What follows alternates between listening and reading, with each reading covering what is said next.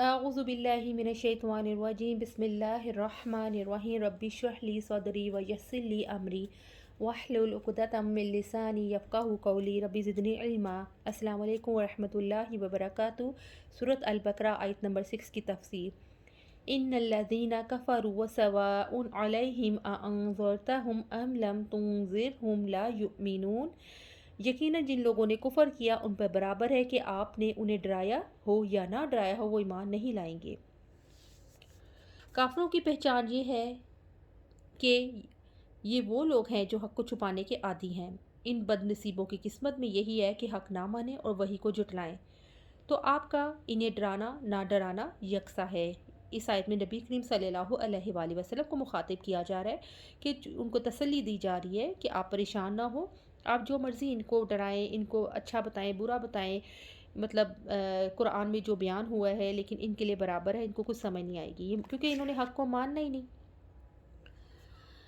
رب العزت نے فرمایا ان الذین حقت علیہم کلمۃ ربک لا یؤمنون ولو جاءتہم کل آیۃ حتی یروا العذاب العلیم، یقیناً جن لوگوں پر آپ کے رب کی بات ثابت ہو گئی وہ ایمان نہیں لائیں گے اگرچہ ان کے پاس ہر نشانی آ جائے، یہاں تک کہ وہ دردناک عذاب کو دیکھ لے۔ سورہ یونس آیت نمبر 96-97۔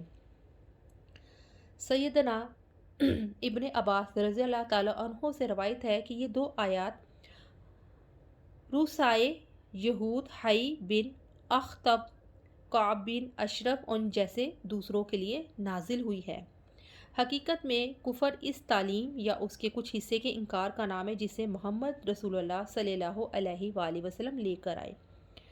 علماء نے کفر کی 4 قسمیں بیان کی ہیں۔ ایک کفر جیسا فرعون کا کفر تھا کہ وہ اللہ تعالیٰ کی ذات کا ہی دل و زبان دونوں سے منکر تھا۔ دوسرا کفر کیا ہے؟ اللہ تعالیٰ کو دل سے ماننا لیکن زبان سے اقرار نہ کرنا، جیسے ابلیس کا کفر ہے۔ تیسرا کفر ہے کہ دل و زبان دونوں سے اللہ تعالیٰ کو ماننا لیکن اس کا حکم نہ ماننا، جیسے ابو طالب اور اہل کتاب کا کفر۔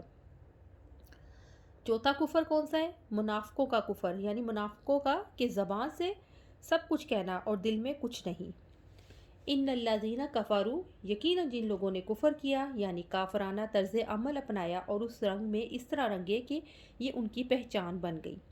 سواء علیہم اانذرتہم ام لم تنذرہم لا یؤمنون، ان پر برابر ہے کہ آپ نے انہیں ڈرایا ہو یا نہ ڈرایا ہو، وہ ایمان نہیں لائیں گے۔ اللہ تعالیٰ نے ان لوگوں کے بارے میں خبر دی ہے کہ جو کفر پر جمے ہوئے ہیں، اس طرح کہ کفر ان کا لازمی وصف بن گیا ہے، اب انہیں کوئی کفر سے نہیں ہٹا سکتا، چاہے آپ ان کو ڈرائیں یا نہ ڈرائیں، وہ ایمان نہیں لائیں گے۔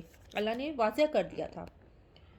سیدنا ابن عباس رضی اللہ تعالیٰ عنہ کہتے ہیں کہ رسول اللہ صلی اللہ علیہ وآلہ وسلم چاہتے تھے کہ تمام لوگ اسلام میں داخل ہو جائیں، تو اللہ تعالیٰ نے ان کو خبر دی کہ ایمان وہی لائیں گے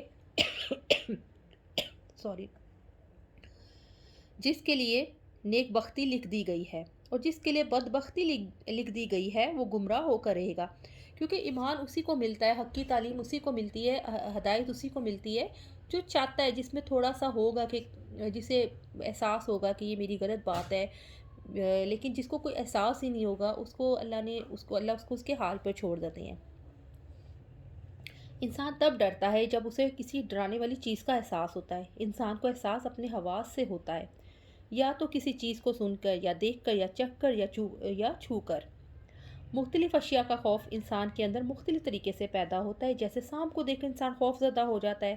اب سانپ کیا کرتا ہے؟ سانپ کاٹتا ہے اور انسان کو پتہ ہے کہ اس کا نتیجہ کیا نکلے گا، اس لیے وہ خوف کھاتا ہے، جبکہ نہ جاننے والی آنکھوں سے دیکھ کر بھی خوف نہیں کھاتا۔ جیسے ننھا بچہ ہے، اب اس کے پاس سانپ آ جائے، وہ تو اسی طرح پکڑے گا نا، وہ تو نہیں خوف کھائے گا نا، کیونکہ اس کو پتہ ہی نہیں ہے کہ یہ مجھے کاٹے گا یا مجھے کیا ہوگا۔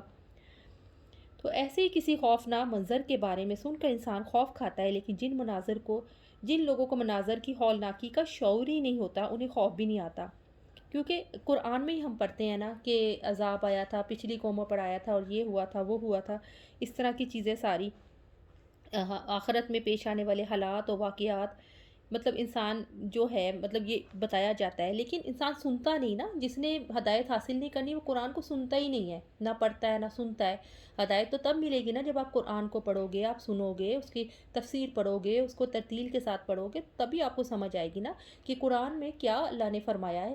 جب ہم نے اس کو پڑھنا ہی نہیں، ہم نے اس کو اونچی سی جگہ پہ رکھ دینا ہے، اور جب کبھی کبھی جب دل کیا تو اتار کے، یا رمضان میں اس کو صاف کر کے اتار کے، کتنی کتنی مٹی پڑی ہوتی ہے اس کے کور کے اوپر، تو ہم نے کبھی کبھی جب پڑھنا ہے اور ہمیں پتہ ہی نہیں ہم کیا پڑھ رہے ہیں، تو پھر ہمیں کیسے پتہ لگے گا؟